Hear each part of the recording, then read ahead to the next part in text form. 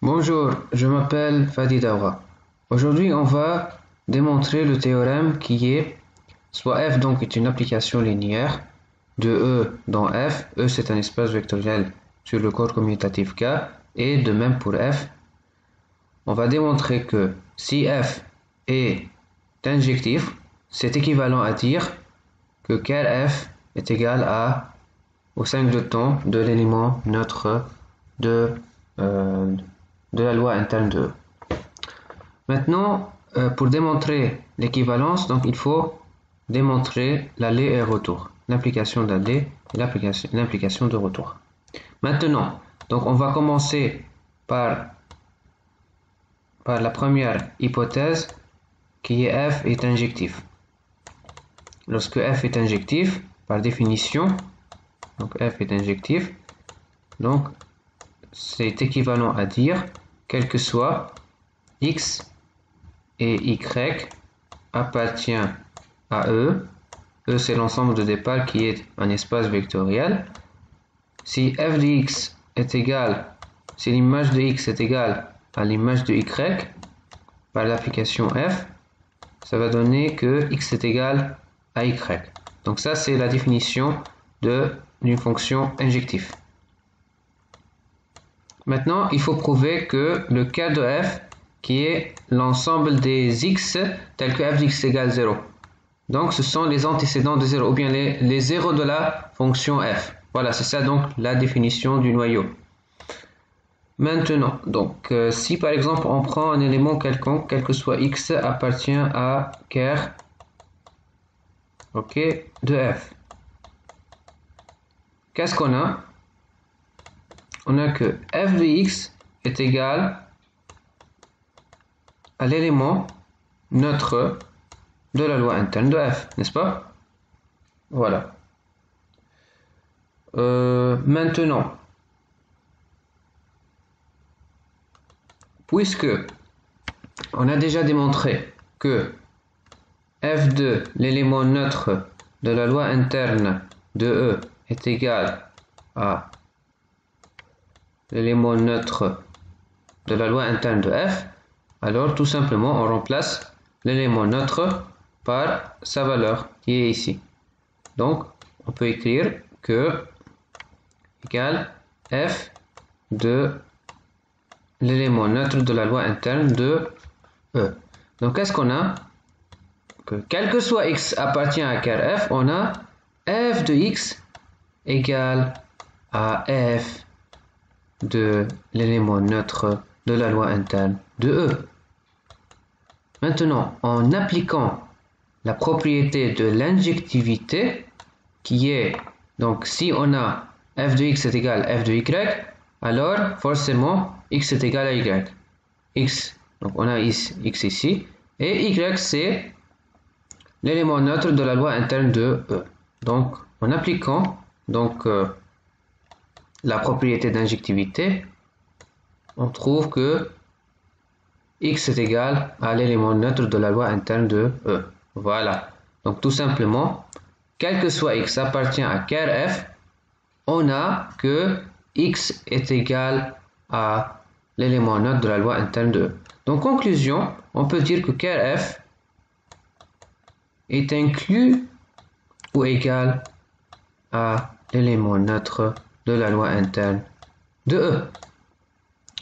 Maintenant, réciproquement, comment on peut démontrer que cet ensemble est inclus dans ker f? Tout simplement, il faut montrer que f de cet élément est égal à 0. Mais on a déjà ça, on n'a pas besoin de prouver, on a déjà prouvé dans les vidéos précédentes, dans les démonstrations précédentes, que f de l'élément neutre de E est égal à l'élément neutre de f. Du coup, donc, on peut enlever ça, on peut écrire l'égalité. Voilà. Donc, si f est injectif, donc ça va donner que ker f est égal au singleton formé par l'élément neutre de la loi interne de E. Ça, c'est donc l'aller. Maintenant, le retour. Donc, le retour. L'implication de retour. Donc, si ker f, si ker f est égal au singleton composé de l'élément neutre de la loi interne de E. Alors à ce moment-là, on va prouver l'interjectivité. Donc on va commencer donc de prendre deux éléments quelconques, A et B appartient à E, si f de A égale f de B. Donc ce qu'il faut prouver, c'est de prouver que A égale à B. Voilà, c'est ça donc la définition de l'injectivité. Donc qu'est-ce qu'on peut faire en fait? On peut par exemple ajouter le symétrique de f de B des deux côtés de l'égalité. Ça veut dire on peut écrire f de A plus le symétrique de f de B. Ça veut dire moins f de B, n'est-ce pas? Égale f de B plus moins f de B, n'est-ce pas? Maintenant, l'addition de l'élément d'un élément avec son opposé est égale à l'élément neutre. Donc f, l'élément neutre de la loi interne de f. Donc ça va donner que f de A plus l'élément neutre, voilà, est égal à l'élément neutre de f. Maintenant, on a déjà prouvé que, ça c'est très important, on a déjà prouvé que moins, donc l'opposé de f de B est égal à f de l'opposé de moins B pour n'importe quelle application linéaire. Donc on peut remplacer l'opposé de f de B par f de l'opposé de B. Donc ça va donner f de A plus f de moins B. Voilà. Est égal à l'élément neutre de la loi interne de f. Maintenant, on va utiliser la propriété de la linéarité de la fonction f ou bien de l'application f. Donc ça va donner f de A plus l'opposé de B, donc moins B, égale l'élément neutre de la loi interne de f. Ça c'est très important. Ça veut dire que A plus l'opposé de B appartient à qui? Appartient à l'ensemble KRF au noyau. Pourquoi? Parce que c'est ça la définition, n'est-ce pas? C'est ça la définition. Donc un élément appartenant au KRF, si et seulement si f ou bien son image de cet élément est égale à l'élément neutre de la loi interne de f. Voilà. Et on a déjà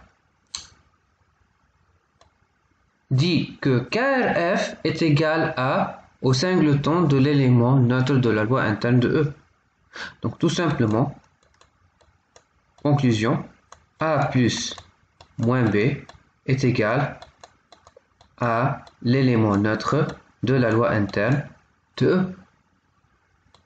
Voilà. Qu'est-ce qu'on peut maintenant conclure? Que A est le symétrique de moins B, de l'opposé de B. Donc c'est l'opposé de l'opposé de B.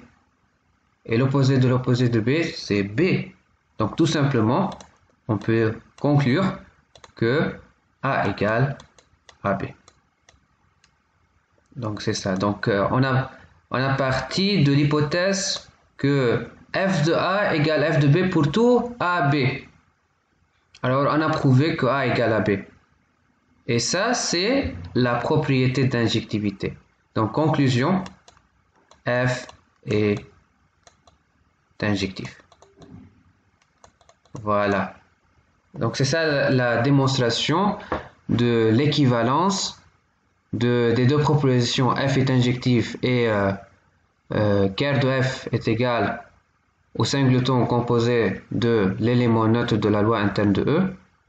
Donc voilà, c'est ça donc la démonstration.